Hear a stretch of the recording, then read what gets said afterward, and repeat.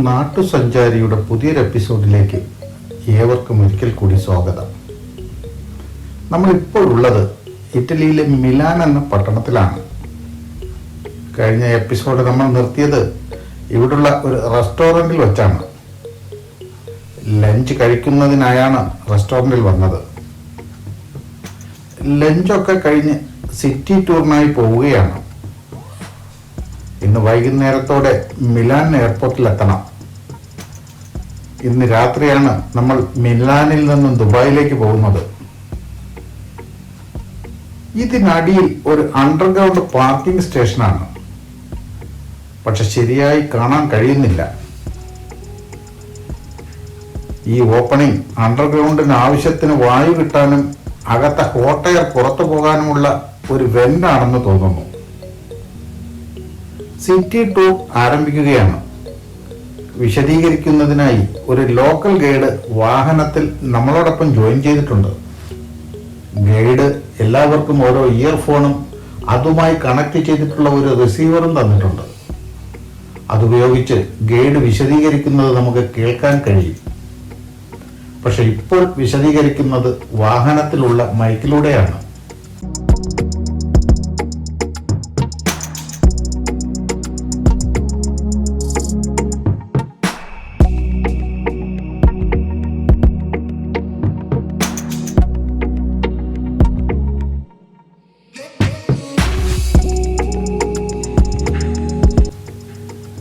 Milan ഇറ്റലിയുടെ വടക്ക് ഭാഗത്തുള്ള ഒരു സിറ്റിയാണ്.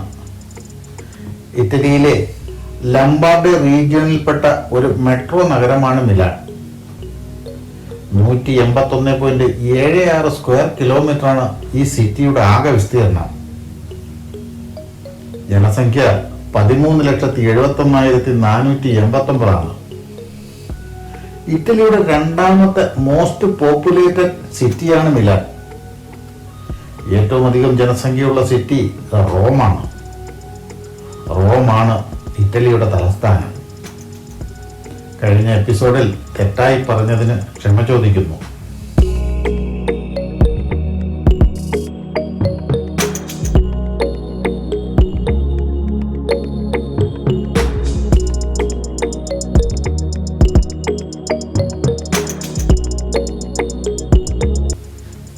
ആൽപ്സ് പർവ്വതത്തിന്റെ താഴ്വരയിലുള്ള ഒരു സിറ്റിയാണ് മിലാൻ.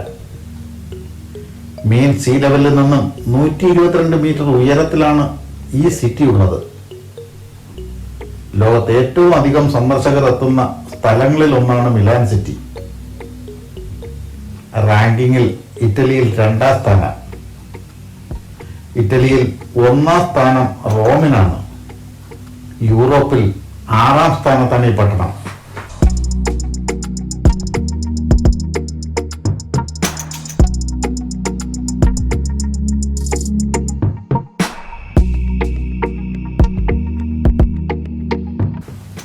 ഫ്രാൻസിലെ പാരീസ് പോലെ ഇറ്റലിയിലെ ഒരു ഫാഷൻ ക്യാപിറ്റലാണ് മിലാൻ.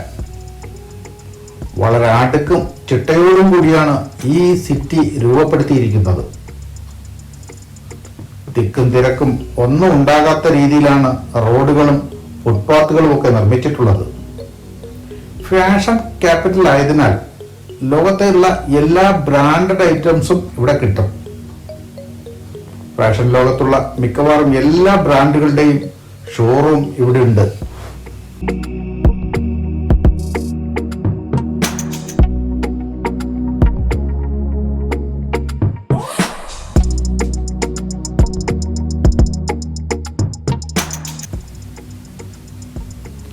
മൈക്രോസോഫ്റ്റിന്റെ ഇറ്റലിയിലെ ഹെഡ്ക്വാർട്ടേഴ്സ് ആണ് കാണുന്നത്. ഈ സിറ്റിയിൽ 2 പ്രാവശ്യം യൂണിവേഴ്സൽ എക്സ്പോ നടന്നിട്ടുണ്ട്. 1906-ലും 2015-ലും. ഫുട്ബോളിന്റെ ഒരു ഈറ്റില്ലം കൂടെയാണ് ഈ പട്ടണം. ഫുട്ബോൾ ക്ലബ്ബുകളായ AC മിലാൻ, ഇന്റർ മിലാൻ എന്നീ ക്ലബ്ബുകളുടെ ആസ്ഥാനം ഇവിടെയാണ്.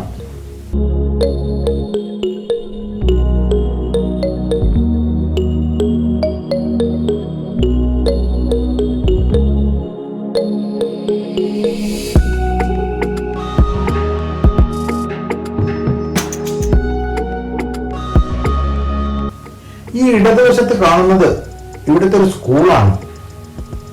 പ്രൈമറിയും സെക്കൻഡറിയും ഉൾപ്പെടെയുള്ള ഒരു സ്കൂൾ.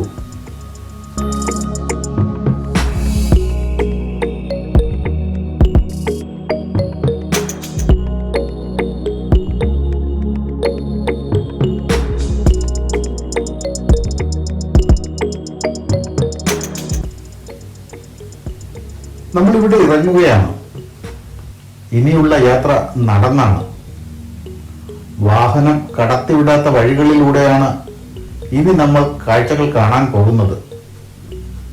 റോഡിന് ഇരുവശത്തുമുള്ള കെട്ടിടങ്ങളെല്ലാം തന്നെ ഒരേ രൂപത്തിലാണുള്ളത്. ഇതിൽ പഴയ കെട്ടിടങ്ങളും പുതിയ കെട്ടിടങ്ങളുമുണ്ട്. പഴമ നിലനിർത്തിക്കൊണ്ടുള്ള ഒരുതരം ആർക്കിടെക്ചറൽ ഡിസൈനാണ് ഇവിടെ പ്രചാരത്തിലുള്ളത്. അതുകൊണ്ടാണ് പഴയതും പുതിയതുമായ കെട്ടിടങ്ങൾ തിരിച്ചറിയാൻ കഴിയാത്തത്.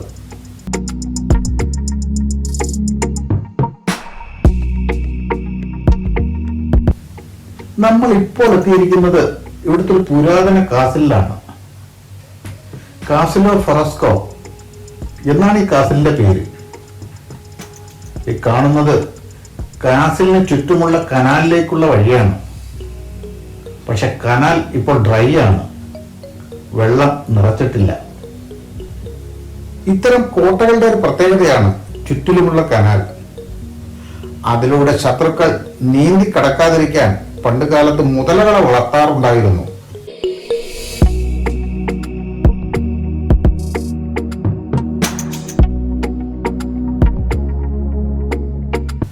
ഈ കാണുന്നത് കാസിനുള്ളിലേക്ക് കടക്കുന്നതിനുള്ള ഒരു കവാടമാണ്. ചുറ്റിലും കനാലാണ്. ആ കാണുന്നതിന് കോട്ട ഫാം എന്നാണ് അറിയപ്പെടുന്നത്. അത് മുമ്പ് ഇവിടം ഭരിച്ചിരുന്ന ഒരു രാജകുടുംബത്തിന്റെ സിമ്പലാണ്. വിസ്കോണ്ടി എന്ന ഫാമിലിയുടെ സിമ്പൽ. അതിൽ ആലേഖനം ചെയ്തിരിക്കുന്ന കുട്ടിയും സർപ്പവും ഇവിടെ പ്രചാരത്തിലുള്ള ഒരു മിത്തിന്റെ ആവിഷ്കാരമാണ്. അത് പിന്നെ പറയാം. ഇതായിരുന്നു പ്രധാന ഗേറ്റ്. ഈ ഗേറ്റും അതിന് താഴെയുള്ള ബ്രിഡ്ജും മെക്കാനിക്കലി ഓപ്പറേറ്റഡ് ആണ്.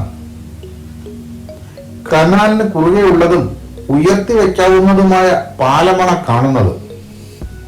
ഈ കാണുന്നതാണ് കനാൽ. ഇപ്പോൾ വെള്ളമില്ല. അകത്ത് കടക്കാൻ ഒന്നുകിൽ കനാൽ നീന്തി കടക്കണം, അല്ലെങ്കിൽ ആ പാലവും ഗേറ്റും സഞ്ചാരത്തിന് അനുവദിക്കുന്ന രീതിയിലായിരിക്കണം.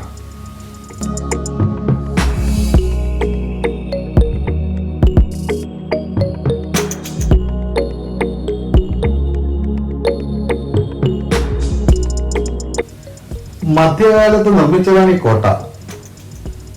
14-ാം നൂറ്റാണ്ടിൽ ആരംഭിച്ച കോട്ടപണി പൂർത്തിയായത് 15-ാം നൂറ്റാണ്ടിലാണ്. 1360 തുടങ്ങി 1499 പൂർത്തിയായി. 1862 വരെ ഈ കോട്ടയും കാസിലും സിറ്റാഡലായി ഉപയോഗിച്ചിരുന്നു. സിറ്റാഡൽ എന്നാൽ കോട്ടയ്ക്കുള്ളിലെ നഗരം എന്നാണ് അർത്ഥം. അതായത് ഉള്ളിൽ താമസ ഇടവും അനുബന്ധ സൗകര്യങ്ങളുമുള്ള കോട്ട. പണ്ടുകാലത്ത് ശത്രുക്കളുടെ ആക്രമണം ചെറുക്കുന്നതിന് ഭരണാധികാരികൾ ഉപയോഗിച്ചിരുന്ന ഒരു നിർമ്മാണമാണ് സിറ്റാഡൽ.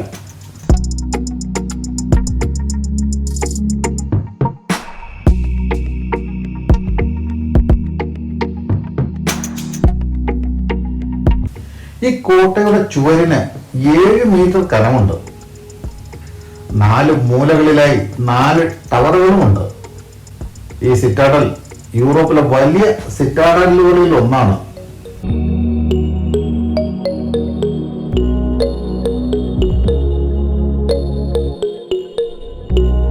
ആ കാണുന്ന ഇരുമ്പ് കവാടം കണ്ടോ? ഈ സിറ്റാഡലിന്റെ അടിനില തടവറയായിരുന്നു. ആ തടവറയുടെ ഒരു വാതിലാണ് കാണുന്നത്.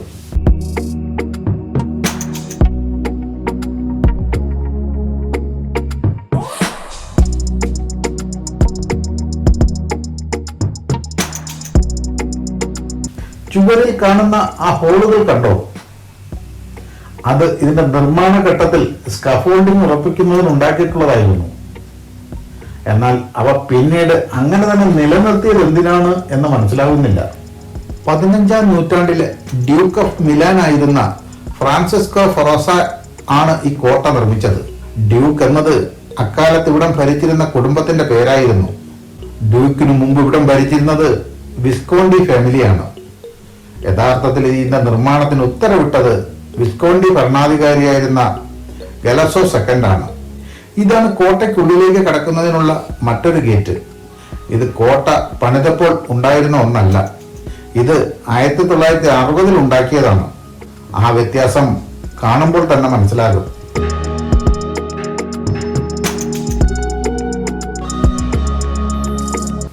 ഗലേസോ സെക്കൻഡ് എന്ന രാജാവിന്റെ സ്മരണയ്ക്കായി സമർപ്പിച്ചിട്ടുള്ളതാണ് ഈ ഗോപുരവും ആ കവാടവും. അവിടെ കാണുന്നത് ഗലേസോ സെക്കൻഡിന്റെ സ്കൾപ്ചറാണ്. ചുവരിൽ കാണുന്ന ആ കോട്ട ഫാം വിസ്കോണ്ടി ഫാമിലിയുടേതാണ്.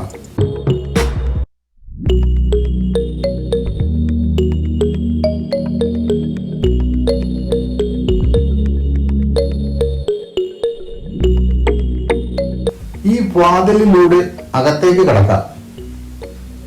അകത്ത് വലിയൊരു നടുത്തളമുണ്ട്. ഈ ഗേറ്റ് കടക്കുമ്പോൾ മനസ്സിലാകും ഈ കോട്ടയുടെ കന.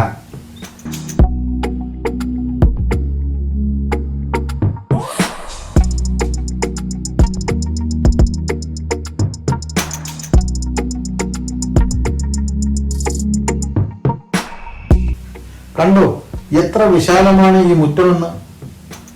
1499 മുതൽ 1862 വരെ ഇവിടെ ഒരു സിറ്റാഡ് വരെ ഉപയോഗിച്ചിരുന്നു.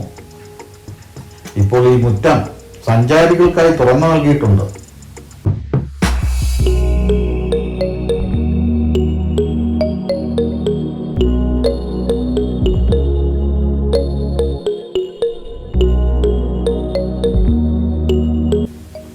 ചുറ്റിനുമുള്ള കോട്ടയോടനുബന്ധിച്ചുള്ള കെട്ടിടങ്ങൾ പലതും ഇന്ന് മ്യൂസിയവും ആർട്ട് ഗാലറികളും ഒക്കെ ആക്കി മാറ്റിയിട്ടുണ്ട്.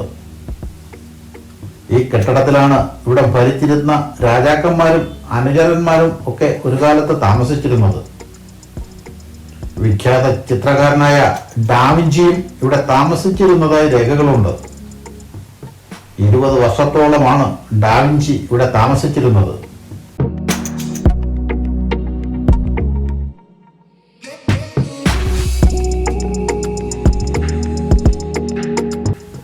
ആ കാണുന്നത് കോട്ട ഫാം ആണെന്ന് നേരത്തെ പറഞ്ഞല്ലോ. അത് ഇവിടുത്തെ അന്നത്തെ കാലത്തെ ഒരു മിത്തുമായി ബന്ധപ്പെട്ടുള്ളതാണ്. ഈ സ്ഥലത്ത് ഭീമാകാരനായ ഒരു മോൺസ്റ്റർ ജീവിച്ചിരുന്നു എന്നും അയാളെ കീഴ്പ്പെടുത്താൻ വിസ്കോണ്ടി ഫാമിലിയിൽ നിന്നുള്ള ഒരാൾ തയ്യാറായി എന്നും ആ വിവരം നാട്ടുകാരെ അറിയിക്കുന്നതിന് വേണ്ടി തയ്യാറാക്കിയ ഒരു സിംബോളിക് ചിത്രമാണതെന്നും ആണ് മിത്ത്. ആ ചിത്രത്തിലെ പാമ്പാണ് മോൺസ്റ്റർ.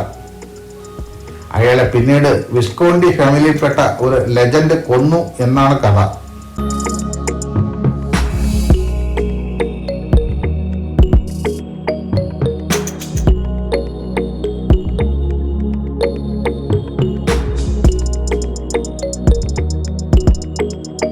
ആ ചിത്രം കണ്ടോ? ആ റെഡ് ക്രോസ് ആണ് ഇന്ന് മിലാൻ പതാകയിലുള്ളത്. അതിനെക്കുറിച്ച് ഗൈഡ് വിശദീകരിക്കുന്നത് കേട്ടോളൂ. Because the Sforza family was very rich, they were rich, and then they were able to send part of the army from Milan to part of Italy from the Turkish, on the Saracen, the crusade. They became crusade, the holy war. They were able to send the Saracen back. To say to the people who have been able to send the Saracen back again, don't come. They said the same, the Red Cross and the Blue Snake. The Red Cross is still nowadays the flag of the city of Milan. But remember, when a very famous car factory, the Alfa Romeo car factory, opened the first factory, they opened the first factory in Milan. And they wanted to show from which city they were from. They couldn't use the same symbol because the municipality said, no, you cannot use the same symbol. They wanted to use the same symbol. That's why the municipality of Milan said, you have to change something. And they are reversed. This is the real symbol of the Alfa Romeo. inspired by this scene, only reversed. So the snake is on the right, and the exactly, and the cross is on the left. From this castle, you AD 1277 മുതൽ 1447 വരെ Milan ഭരിച്ചിരുന്ന ഭരണാധികാരികളെ ആദ്യം Lord's എന്ന പേരിലും പിന്നെ Duke എന്ന പേരിലുമാണ് അറിയപ്പെട്ടിരുന്നത്. ഈ കോട്ടയുടെ പുറത്ത് മറ്റൊരു കോട്ടയും ഉണ്ടായിരുന്നു. അത് നെപ്പോളിയൻ ഇറയിൽ ഏകദേശം പൂർണ്ണമായി തന്നെ നശിപ്പിക്കപ്പെട്ടു.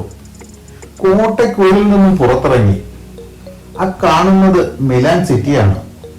ആദ്യകാല സിറ്റിയുടെ മാപ്പാണത്, ഇന്നത്തെ സിറ്റിയുടെ മാപ്പല്ല.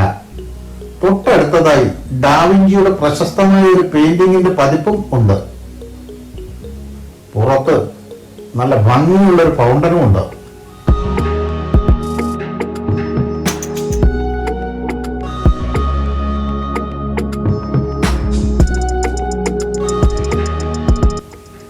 റോഡ് മുറിച്ചു കടന്ന് ഇപ്പോൾ നമ്മൾ എത്തിയിരിക്കുന്നത് ഒരു വാക്കിംഗ് സ്ട്രീറ്റിലാണ്.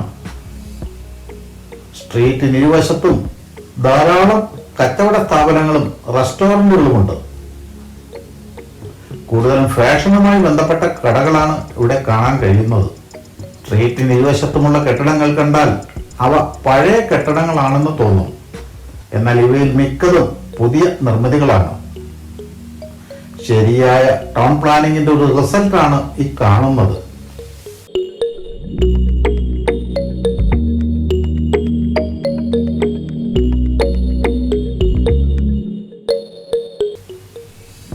എത്ര മനോഹരമാണ് നിർമ്മിതികൾ.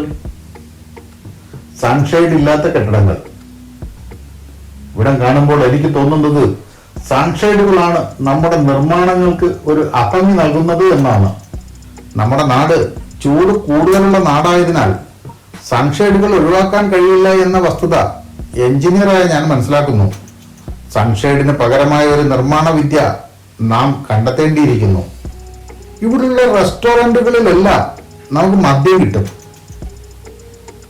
ഇവിടെ വലിയൊരു വൈൻ ബോട്ടിൽ ഡിസ്പ്ലേ ചെയ്തിരിക്കുന്നത് കണ്ടോ? അതേപ്പറ്റി വിശദീകരിച്ച് തരുന്നതിന് ഒരാളെയും അവിടെ നിർത്തിയിട്ടുണ്ട്.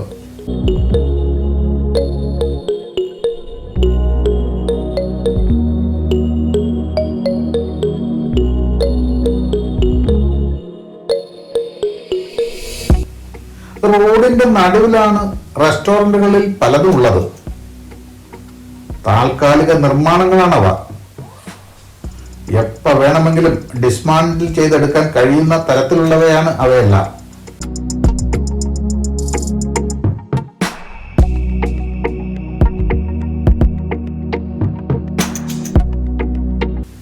ഇരുവശത്തുമുള്ള കടകൾ ലോകോത്തര ഫാഷൻ ബ്രാൻഡുകളുടെ ഷോറൂമുകളാണ്. ലക്കോസ്റ്റ്, അൽദോ, ജിയോപ്സ്, ഫൈവ് ഗൈസ്, അങ്ങനെ പോകുന്നു ഷോറൂമുകൾ.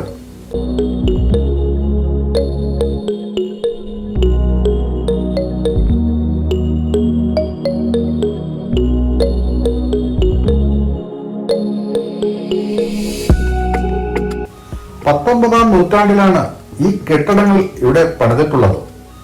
താഴത്തെ നിലകളിൽ കച്ചവട സ്ഥാപനങ്ങളാണെങ്കിൽ മുകളിൽ റെസിഡൻസുകളാണ്. ഇത് ഒരു റെസിഡൻഷ്യൽ ഏരിയ കൂടെയാണ്.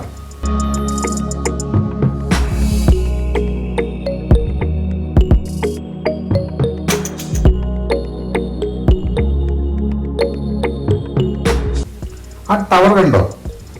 അതാണ് ഇവിടെയുള്ള ഏറ്റവും ഉയർന്ന നിർമ്മിതി. അത് നമ്മൾ നേരത്തെ കണ്ട കാസിലിന്റെ മിനാരമാണ്. അതിനേക്കാൾ ഉയരത്തിൽ ഒരു കെട്ടിടം ഇവിടെ നിർമ്മിക്കാൻ അനുവാദം ലഭിക്കില്ല. അതുകൊണ്ടാണ് ഈ തെരുവിലുള്ള കെട്ടിടങ്ങളെല്ലാം മിക്കവാറും ഒരേ ഉയരത്തിലാകാൻ കാരണം. ഇത് ഇവിടെ ഒരു മനോഹരമായ നിർമ്മിതി കാണുന്നു. ബസ് ഷെൽട്ടറോ മറ്റോ ആയിരിക്കും. ഗ്ലാസും സ്റ്റീലും ഉപയോഗിച്ച് നിർമ്മിച്ചതാണത്. പക്ഷെ ഇതുവഴി ഇപ്പോൾ ഗതാഗതം ഇല്ലാത്തതിനാലാകും അത് ഒഴിഞ്ഞു കിടക്കുന്നത്.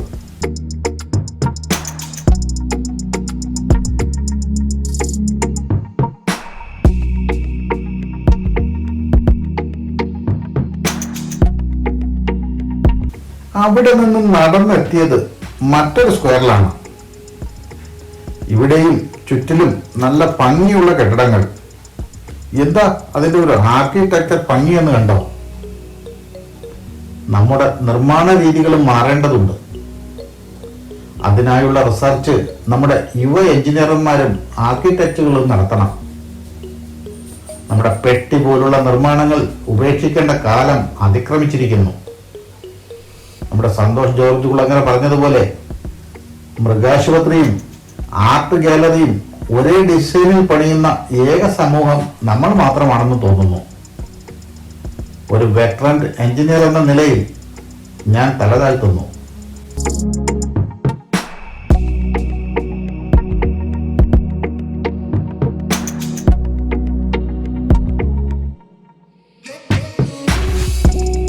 ഈ കാണുന്നത് ഇവിടുത്തെ പുത്തൻ നിർമ്മാണങ്ങളല്ല, 19-ാം നൂറ്റാണ്ടിൽ നിർമ്മിച്ചവയാണ് ഇവയെന്ന് കൂടെ ഓർക്കണം.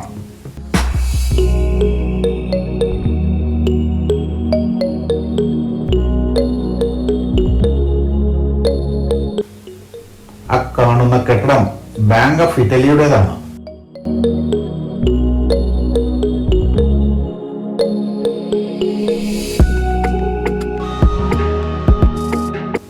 ഹാർട്ട് ഓഫ് മിലാൻ സിറ്റിയിലൂടെയാണ് നമ്മൾ നടക്കുന്നത്.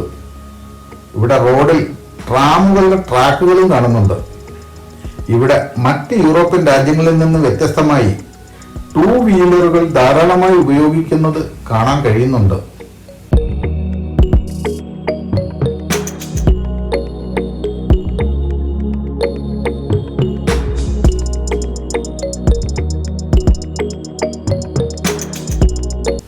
ഈ കാണുന്നത് ഒരു ഓപ്പറ തിയേറ്ററാണ്. ഇവിടുത്തെ മോസ്റ്റ് ഫേമസ് തിയേറ്ററാണത്. ഇതിന്റെ നിർമ്മാണം നടന്നത് 1776 മുതൽ 1778 വരെയാണ്. 1778 ഇത് കമ്മീഷൻ ചെയ്തു.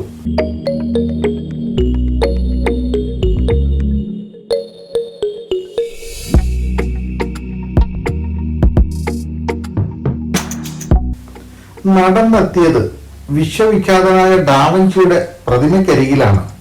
ലിയോനാർഡോ ഡാവിഞ്ചി, അതാണ് അദ്ദേഹത്തിന്റെ അറിയപ്പെടുന്ന പേര്. ഡാവിഞ്ചിയുടെ മോണുമെന്റ് നിർമ്മിച്ചത് 1858 മുതൽ 1872 വരെയുള്ള കാലത്താണ്. 1872 ഇത് ഉദ്ഘാടനം ചെയ്തു. ഇത് കറേറ മാർബിളിലാണ് നിർമ്മിച്ചിട്ടുള്ളത്. ഇത് നിർമ്മിച്ച ശില്പിയുടെ പേര് പെട്രോ മാഞ്ചിനി എന്നാണ്. 5 സ്റ്റാച്യുകളാണ് ഈ മോണുമെന്റിലുള്ളത്. അതിൽ ഏറ്റവും മുകളിലുള്ളതാണ് ഡാവിഞ്ചി.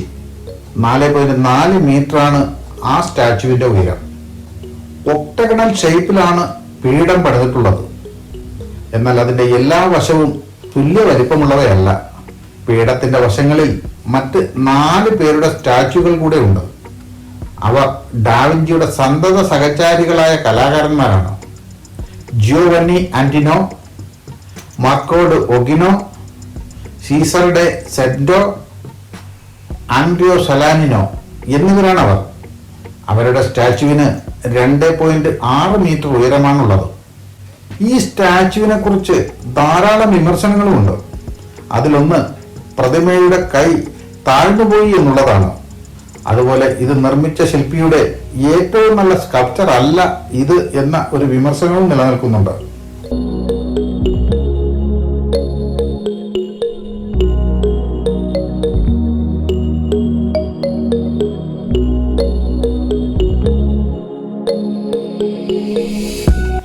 അവിടെ നിന്നും ഞങ്ങൾ എത്തിയത് വളരെ പഴക്കമുള്ളതും ഇന്നും സജീവമായി ഉള്ളതുമായ ഒരു ഷോപ്പിംഗ് ഗാലറിയിലാണ്. ഇത് മിലാന്റെ ഒരു ലാൻഡ്മാർക്ക് കൂടെയാണ്. 1861 രൂപകൽപ്പന ചെയ്ത മാളാണിത്. നിർമ്മാണം ആരംഭിച്ചത് 1865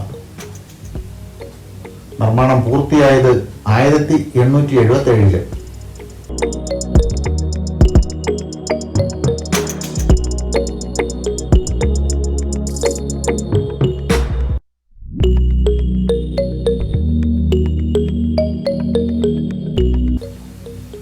നാല് നിലകളാണ് ഈ കെട്ടിട സമുച്ചയത്തിലുള്ളത്.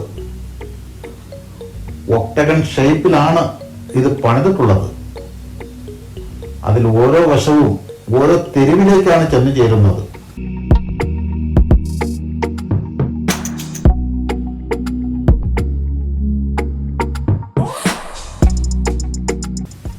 മനോഹരമാണ് ഈ നിർമ്മിതി. വശങ്ങൾ വന്നു ചേരുന്ന നടുഭാഗത്ത് ഒരു ഗ്ലാസ് റൂഫ് കൊണ്ട് കണക്ട് ചെയ്തിട്ടുണ്ട്. ഷോപ്പിംഗ് മാളുകൾ എൻക്ലോസ്ഡായി നിർമ്മിച്ചതിന്റെ തുടക്കം ഈ മാളിൽ നിന്നാണ്.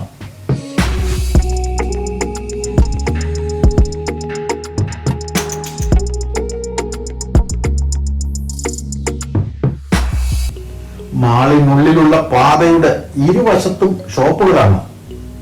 അതിൽ ധാരാളം റെസ്റ്റോറന്റുകളും ഉൾപ്പെടും. ഈ മാളിന്റെ തറ നിർമ്മിച്ചിരിക്കുന്നത് മൊസൈക്കിലാണ്. അതിപ്പോഴും ഭംഗിയായി നിലനിൽക്കുന്നു എന്നതാണ് ഹൈലൈറ്റ്.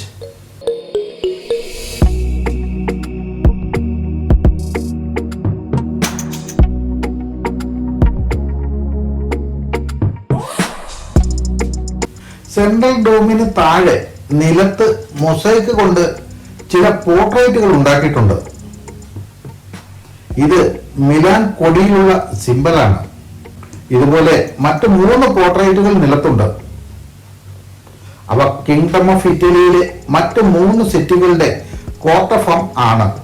അതായത് ടൊറിൻ, ഫ്ലോറൻസ്, റോം എന്നീ സിറ്റികളുടെ കൊടിയടയാളം ആണവ.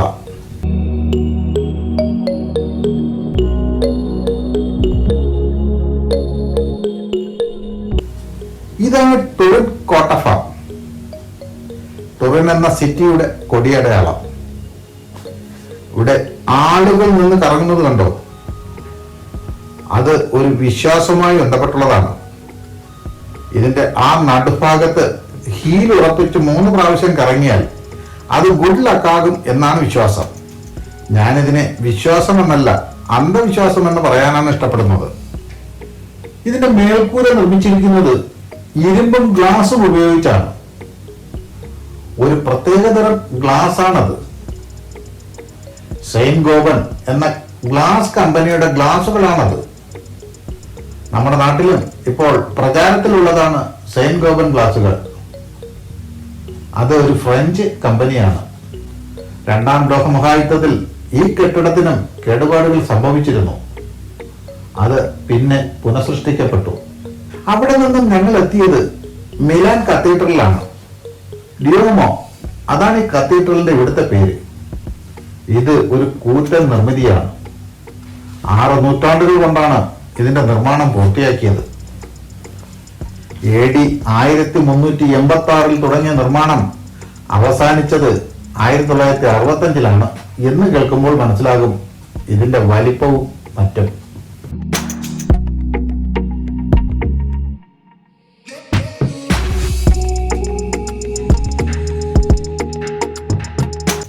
ഇതൊരു റോമൻ കാത്തലിക് കത്തീഡ്രലാണ്. ഇത് ഒരു മൈനർ ബസലിക്ക കൂടെയാണ്. ഗോത്തിക് സ്റ്റൈലിലും റെസനൻസ് സ്റ്റൈലിലുമാണ് ഇവിടെ ഇത് നിർമ്മിച്ചിരിക്കുന്നത്.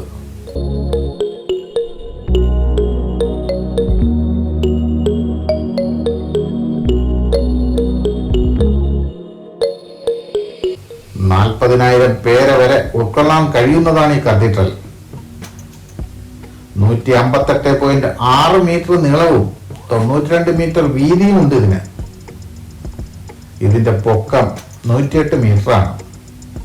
ഇതിന്റെ മധ്യഭാഗത്തുള്ള ഡോമിന്റെ പൊക്കം 65.6 മീറ്ററാണ്. ഈ കത്തീഡ്രലിന് 135 ഗോപുരങ്ങളുണ്ട്. അവയുടെ പൊക്കം 108.5 മീറ്ററാണ്.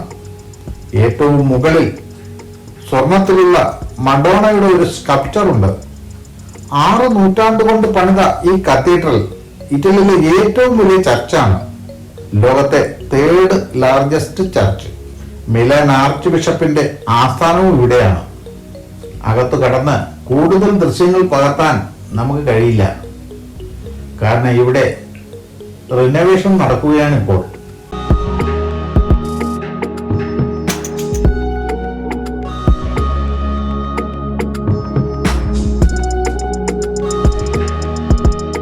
നമ്മൾ ഇന്ന് യൂറോപ്പ് വിടുകയാണ്. നാളെ ദുബായിലാണ് നമ്മളുടെ ടൂർ ഉണ്ടാവുക.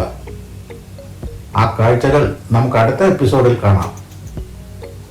ചാനൽ ഇതുവരെ സബ്സ്ക്രൈബ് ചെയ്യാത്തവർ ദയവായി സബ്സ്ക്രൈബ് ചെയ്യണേ. വീഡിയോ ഇഷ്ടപ്പെട്ടാൽ ലൈക്ക് ചെയ്യാനും ഷെയർ ചെയ്യാനും മടിക്കല്ലേ. അഭിപ്രായങ്ങൾ കമന്റുകളായി രേഖപ്പെടുത്താവുന്നതാണ്. അടുത്ത എപ്പിസോഡിൽ കാണും വരെയും ഗുഡ് ബൈ.